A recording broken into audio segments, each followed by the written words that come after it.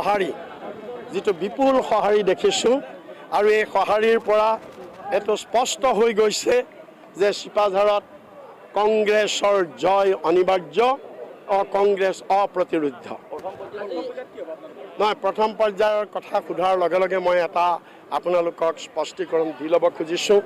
আজি আপোনালোকে লক্ষ্য কৰিছে প্ৰতিদিন কাকতকে ধৰি কেইবাখনো কাকতত বিজেপিয়ে কাৰসাজি কৰি এটা বিজ্ঞাপন দিছে, কিন্তু সেই বিজ্ঞাপনটো তেওঁলোকে এনেধৰণে দিছে মানুহক বুৰ্বক বনাবলৈ যেন সি বিজ্ঞাপন নহয়,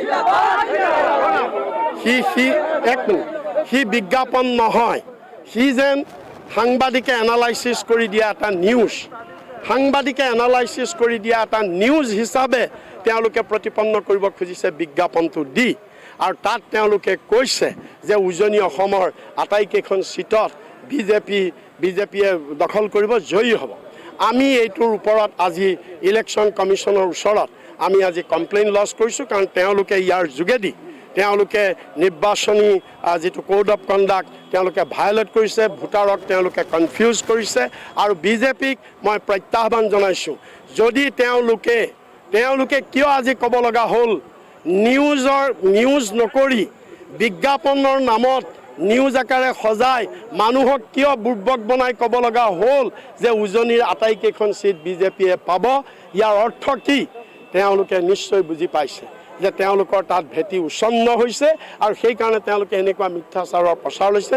মই কংগ্ৰেছ দলৰ সভাপতি হিচাপে দায়িত্ব সহকাৰে মই কৈছোঁ, আমি যোৱাকালি হৈ যোৱা ৪৭টা বিধানসভা সমষ্টিৰ আমি এটা এটাকে যি মনিটৰ কৰিছোঁ আৰু তাৰ পৰা এইটো স্পষ্ট হৈছে প্ৰচণ্ড আণ্ডাৰ কাৰেণ্ট আছিল বিজেপিৰ বিৰুদ্ধে। নিউট্ৰেল ভোটাৰ, আণ্ডাৰ কাৰেণ্ট, নৱপ্ৰজন্ম, যুৱ প্ৰজন্মই সকলোৱে লগে এক মুঠে কংগ্ৰেছক ভোট দিছে। আমি প্ৰথম পৰ্যায়ৰ নিৰ্বাচনত আমি ইমানেই আশাবাদী যে কংগ্ৰেছ চৰকাৰ হ'বলৈ যিটো বুনিয়াদ সেইটো অলৰেডি হৈ গ'ল। কাৰণ আমাৰ দুৰ্বল আছিলে এই অকল উজনি অসম আৰু উত্তৰ অসমত আমাৰ স্থিতি দুৰ্বল আছিলে, বিজেপিৰ সবল আছিল। আৰু যোৱাবাৰ বিজেপিয়ে তাতেই চুইপ কৰি তেওঁলোকে চৰকাৰ গঠন কৰিছিল আৰু এইবাৰ সম্পূৰ্ণ ৰিভাৰ্চ হৈছে। আমি কংগ্ৰেছে তাত সৰ্বাধিক আসন দখল কৰি আমাৰ চৰকাৰ গঠনৰ যিটো ফাউণ্ডেশ্যন অলৰেডি আমি যোৱাকালি এইটো হৈ গৈছে। আমি 35খনৰ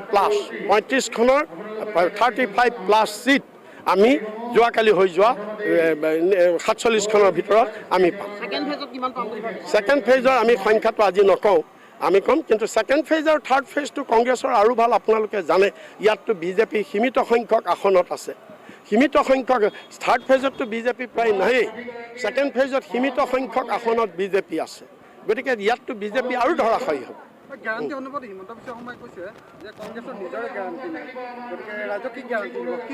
হিমন্ত বিশ্বই কংগ্ৰেছৰ কথা ক'বলৈ নালাগে নহয়, কাৰণ তেওঁৰ কি গেৰাণ্টি আছে? তেওঁ কংগ্ৰেছৰ গেৰাণ্টিৰ আগতে তেওঁৰ নিজৰ গেৰাণ্টি ঠিক কৰক। তেওঁ ভেকুলীৰ দৰে জঁপিয়াই ফুৰে, তেওঁৰ কোনো স্থিতি নাই। আজি এইটো পাৰ্টি তেওঁ কিমানটা পাৰ্টি সলালে, আছু, আলফা, কংগ্ৰেছৰ পিছত বিজেপি, এই যে বিভিন্ন পাৰ্টি তেওঁ যে সলাই ফুৰিছে, তেওঁৰ কি গেৰাণ্টি আছে সেইটো? আৰু তেওঁ কৈ থকা কথাবিলাকৰ কি গেৰাণ্টি আছে? গতিকে হিমন্ত বিশ্বই প্ৰথমে নিজৰ গেৰাণ্টি ঠিক কৰক, তাৰপিছত কংগ্ৰেছৰ কথা ক'ব।